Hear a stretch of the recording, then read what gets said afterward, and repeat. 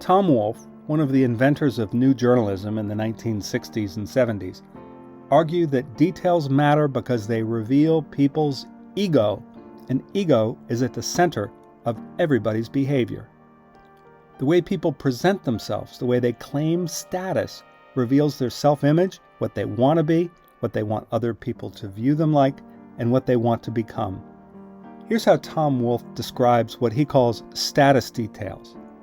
He says it's the recording of everyday gestures, habits, manners, customs, styles of furniture, clothing, decoration, styles of traveling, eating, keeping house, modes of behavior toward children, servants, superiors, inferiors, peers, plus the various looks, glances, poses, styles of walking, and other symbolic details that might exist within a scene.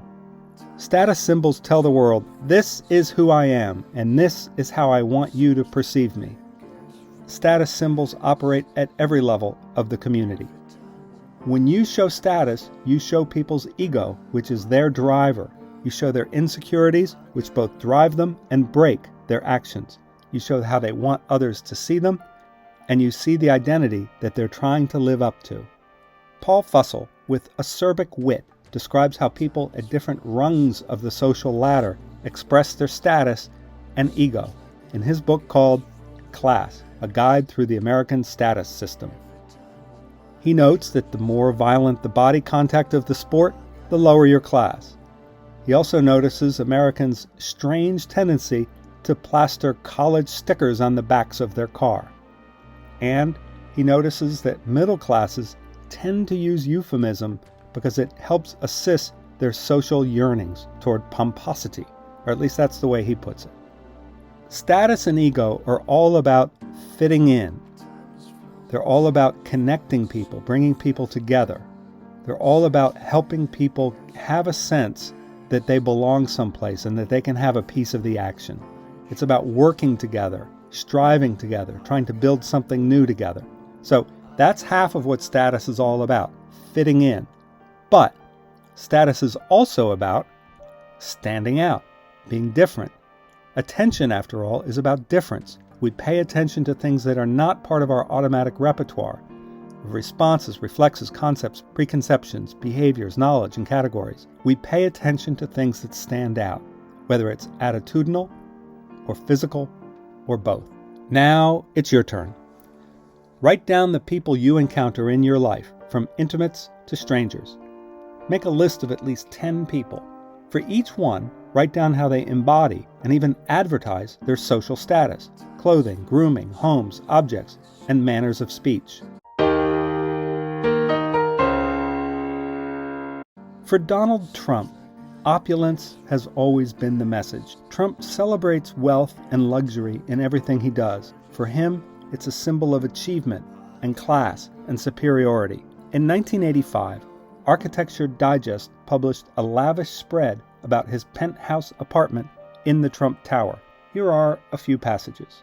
Everything in the Trump's two-story living room savors of the luxurious, from the understated chairs and sofas to a banquette covered with a fabric painted in 24-karat gold, to the antique Venetia-style mirror and the brown marble fireplace, up to the gold leaf ceiling. It's close to 20 feet, Donald Trump notes, about as high as any ceiling in any new building in years. The city literally ripples in the glass, flowing by day and flashing by night, its rivers and bridges caught in the crossweave of time and space. We're turning the entire roof of the building into a private park for our children, Donald Trump says. It's going to have statues, waterfalls, gazebos, and everything else we can think of. To describe this lap of luxury, the author uses all kinds of sensuality: banquette, 24-karat gold, Venetia-style mirror, fireplace, gold leaf ceiling, as high as any ceiling, ripples, glass, flowing, crossweave, statues, waterfalls, gazebos.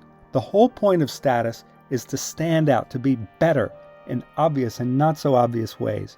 To describe status, you need to notice what other people don't notice. Now it's your turn. Go to a strange place. Get oriented by noticing the obvious stuff. Then gather details for everything else. Then take a picture and see if you can spot more details later. So what status details describe people at other levels of the class system? Paul Fussell explored that question in his biting analysis of class in America. Marx said there were two fundamental classes in modern society, capitalists and laborers. Paul Fussell sees a lot more, at least in terms of how they express themselves, how they identify. Here's how he describes the proles, the proletariat, the working people. He talks about their bathroom.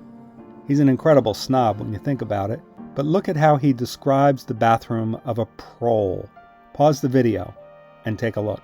Whatever their status, people identify themselves by the way they dress, by what they buy, and by how they talk. They want to stand out, but also, at the same time, blend in with their crowd. Find those status details, and you will be well on your way to describing your subjects. Now it's your turn. Next time you go out for work, shopping, school, church, sporting events, whatever, take note of how people dress to display their class. Imagine how they present themselves differently for different audiences.